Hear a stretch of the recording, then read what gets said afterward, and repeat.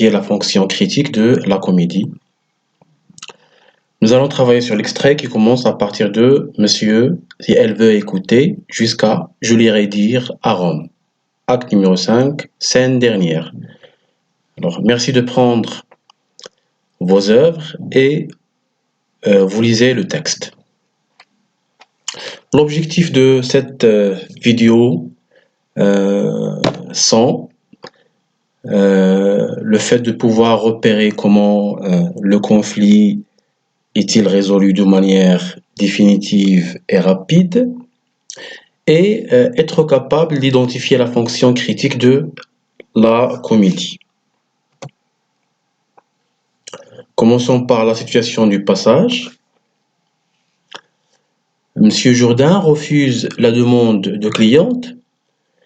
Cette dernière ou cliente accepte l'aide de Covey pour arriver à se marier avec Lucille. Cliente alors et Covey jouent sur le point faible de Monsieur Jourdain, c'est le rêve de grandeur et cliente se déguise en fils du grand turc. Monsieur Jourdain alors accepte de donner la main de Lucille au personnage turc car il deviendra Mamamouchi comme nous l'avons déjà dit dans le texte précédent. Alors, monsieur ou madame Jourdain accepte aussi que le fils du grand turc prenne la main de Lucille. Ce stratagème réglera les problèmes des personnages, bien sûr, excepté celui de monsieur Jourdain de devenir noble. Pour identifier le texte, je vous rappelle alors l'auteur, Molière. Il s'agit d'une comédie, ballet, bien sûr, intitulée Le bourgeois gentilhomme. Il s'agit d'un texte dialogué et dramatique. Molière, quand on veut parler de l'action, on peut dire que Molière montre la solution de Covey qui poussera Monsieur Jourdain d'accepter la demande du mariage de Cléante. On peut émettre des hypothèses de lecture. Comment Molière prépare-t-il le dénouement de sa comédie? Pourquoi Madame Jourdain refuse-t-elle d'écouter Covey? Et en quoi cette situation est-elle comique? Quel secret Covey révèle-t-il à Madame Jourdain et pourquoi accepte-t-elle finalement le mariage de sa fille? Commençons par le premier axe. Comment? Nous allons répondre à ces questions. Comment Molière prépare-t-il le dénouement de sa comédie? Pourquoi Madame Jourdain refuse-t-elle d'écouter Covey? Parce qu'il est déguisé en personnage turc. Il est le truchement du fils du grand turc. Alors, Madame Jourdain ne veut pas marier Lucille à une personne n'ayant pas la même appartenance que sa fille. L'appartenance, bien sûr, géographique, culturelle, sociale. En quoi cette situation est-elle comique? Alors, on peut dire que ici, Madame Jourdain veut marier Lucille à Cléante. Cependant, il ne sait plus que le fils du grand turc n'est autre que Cléante.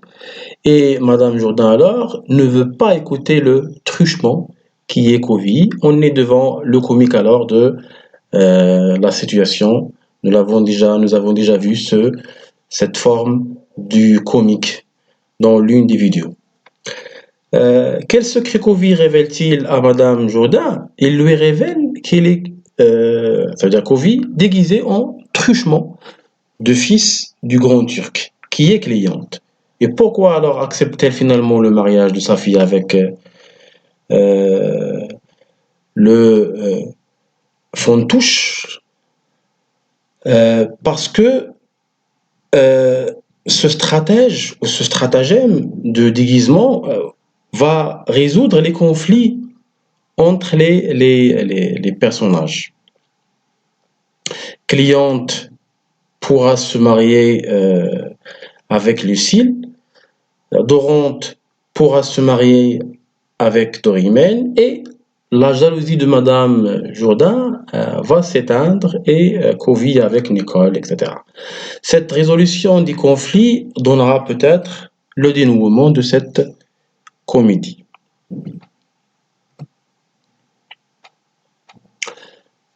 Quelle est la moralité de cette comédie? Que révèle-t-elle ces didascalies sur l'intention des personnages? Alors, on peut dire par exemple, le truchement veut montrer à Madame Jourdain qu'il est Covey. Il est en quelque sorte arriviste. Monsieur Jourdain s'assure que Dorante ne le trompe pas. Et le truchement se moque de Monsieur Jourdain. Quel est le personnage dupé jusqu'à la fin? C'est bien sûr Monsieur Jourdain est trompé, il est dupé. De quoi est-il donc victime? Monsieur Jourdain ne pourra pas épouser la marquise d'Orimène et non pas devenir un gentilhomme. Alors il ne pourra plus devenir Mamamouchi car sa fille épousera Cléante qui n'est pas le fils du grand turc. En lisant l'intégralité de cette comédie, on peut dire que Monsieur Jourdain, on peut se poser la question, est-ce que Monsieur Jourdain s'est-il évolué ou non? On peut justifier cette réponse. Alors, synthétisant dans la scène, et pour répondre à la question, dans cette scène, ou dans la scène d'exposition, M. Jourdain était un bourgeois. C'était un bourgeois ignorant. Dans la dernière scène, on a remarqué que ce dernier, M. Jourdain, n'a pas évolué malgré ses argents, malgré son argent, et malgré qu'il est entouré des maîtres. Alors il restera bourgeois, ignorant. Molière confronte deux classes sociales, les nobles et les bourgeois, les maîtres et les valets. L'intention de Molière ici est de montrer l'ignorance de M. Jourdain, qui croit que l'argent peut l'insérer dans la noblesse, alors que cette classe sociale demande une éducation. D'ailleurs, Molière montre que même les maîtres chargés d'apprendre aux gens les bonnes manières et les convenances des hommes de qualité se conduisent contre les principes des hommes de qualité. En bref, on peut dire que Molière démontre un défaut intemporel dont souffre la société française du XVIIe siècle, c'est l'hypocrisie sociale. Voilà,